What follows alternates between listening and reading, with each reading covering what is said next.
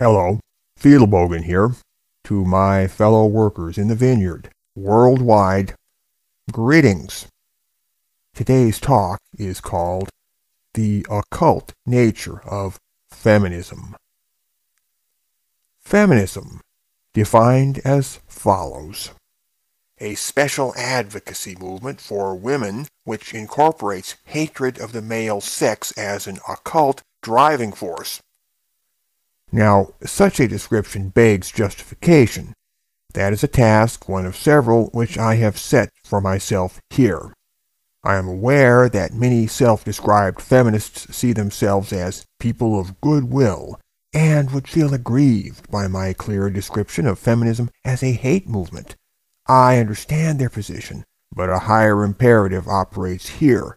The truth must be told, even if it stings. Our description of feminism comports very well with the pragmatic truth of our world. Feminism deploys estimable principle as a kind of window dressing or rhetorical skin.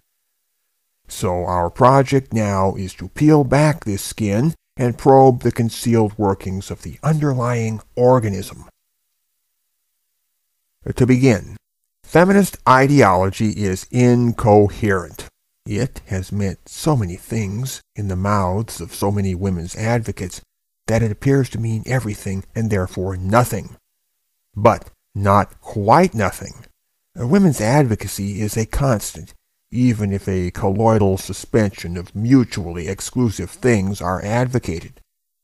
Feminists themselves have admitted that there are many different feminisms, and I shall not dispute them. I believe they speak accurately. From feminists themselves, I have only heard one declaration that comes anywhere near to a coherent description of their movement, namely, that it seeks equality between men and women. This desired outcome of sexual equality appears to be the sole wire connecting the many beads of women's advocacy. Otherwise, the women's movement appears to be a free-for-all, a scattered constellation of clutter with no particular center or perimeter. I say appears, and my choice of words is considered. The principle that feminism seeks sexual equality should theoretically instill coherence into the movement. Yet given that equality is an essentially contested concept lacking coherence outside the realm of mathematics, it can offer nothing better than mud beneath the mud. Equality emerges as a fuzzy, shifting object, one that can never be entirely nailed down because men and women can never be fully equal in every possible situation or every conceivable nuance of meaning which the word might be understood to convey. Consequently, the feminist party hacks can go on churning out new demands for equality until hell freezes over, a bottomless bag of tricks. So much for coherence. Our examination leaves only the earlier mentioned rhetorical skin, a mere surface coherence which, upon closer inspection, proves disingenuous. We end with a nagging suspicion that feminism preaches equality only for public relations' sake, while covertly meaning something altogether different. This altogether different something is what presently holds our interest. I shall contend that despite appearances, feminism is indeed organically consistent. However, the plan of this consistency cannot be clearly exhibited until we brush aside, rather brusquely, what feminists say about themselves and see the facts flat on with vision unencumbered by doctrinaire models of political discourse. From such scrutiny a picture emerges, not a pretty picture to be sure, but one that explains the world in a way that is usefully frank and frankly useful. Very well. Feminism occults or hides its true nature by what we shall term cognitive fragmentation. Cognitive fragmentation means that feminism pretends to be many different things, so that the controlling core of the movement appears to be just one kind of feminism among many. This follows from our earlier statement that feminism lacks coherence. Rather, it embraces many conflicting particles, which by logic ought to exclude each other. And yet, certain binding forces prevent the mass from flying altogether apart. These binding forces keep feminism compact enough to operate as a political entity on the game board of power. By means of cognitive fragmentation, feminism turns what might seem a drawback into a distinct advantage. Cognitive fragmentation means that feminism appears to be this, and this, and that, and that, and that other thing over there, too. No end in sight.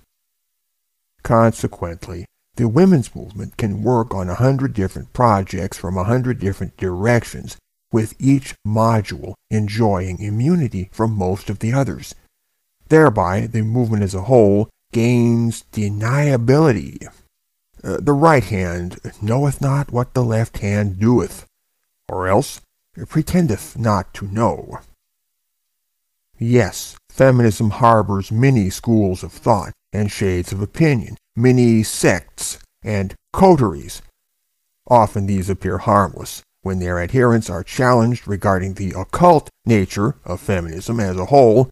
They can easily pass the buck by declaring, "Oh no, I'm not that kind of feminist," a perpetual round robin of "they went that-a-ways." The radical feminist bad guys, so it appears, are always just over the hill. Then they're over the next hill, and the next. Yes, the world contains many kinds of feminism, some better, some worse. And it contains many kinds of feminists. We could measure the feminist population purely as a cross-section of human nature, without even taking ideologies into account. And a reasonable thinker might well expect to find, somewhere in that woodpile, a veritably bad feminism, along with a number of correspondingly bad feminists engaged in its practice.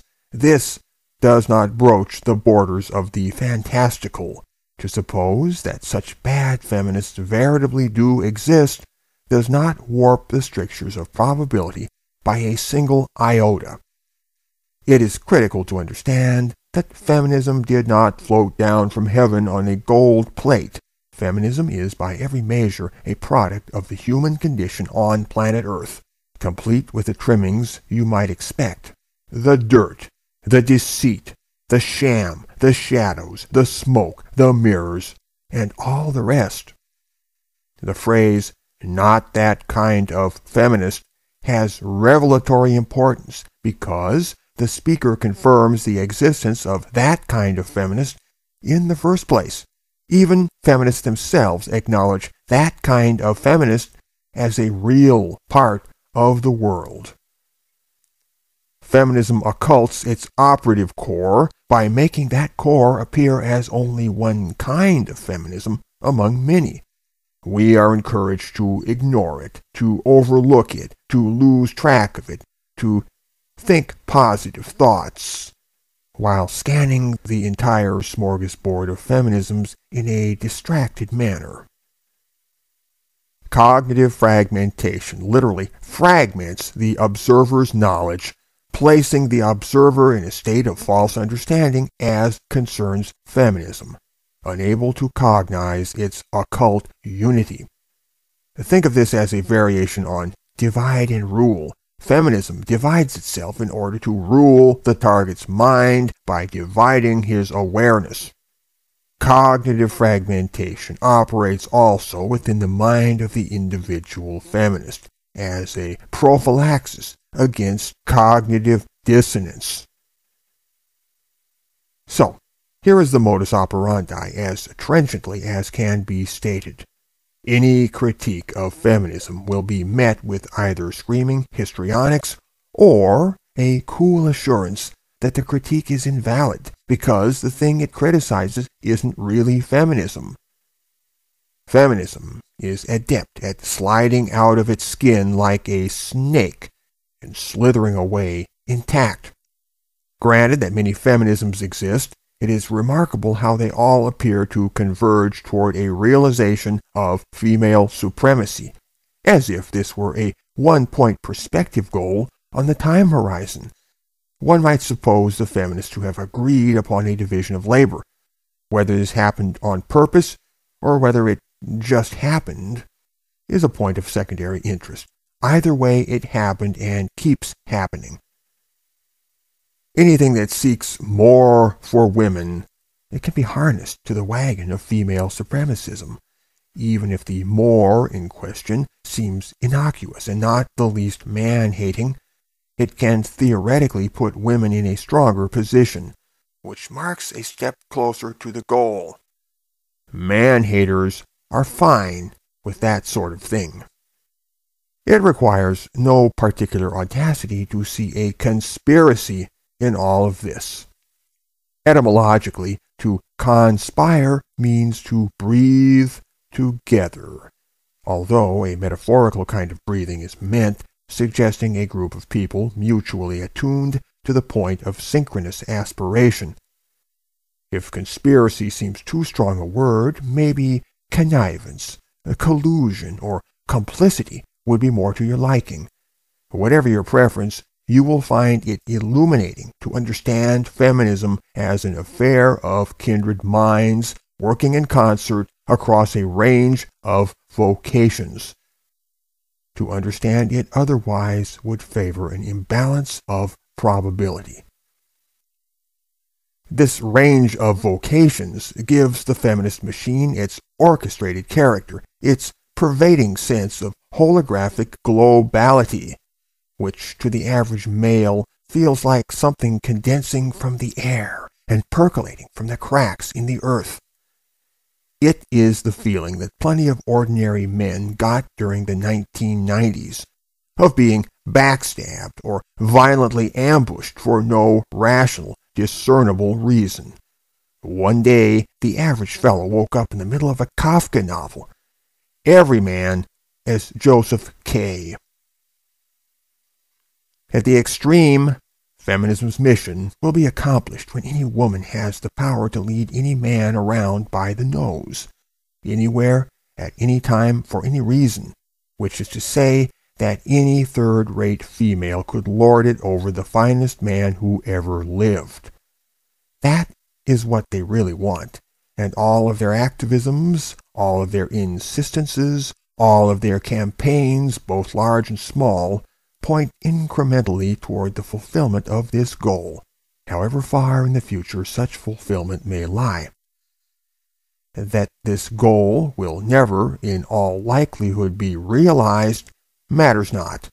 They can still dream of it and plunder aplenty along the way.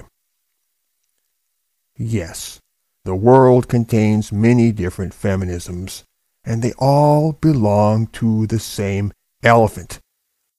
A blind man would overlook this.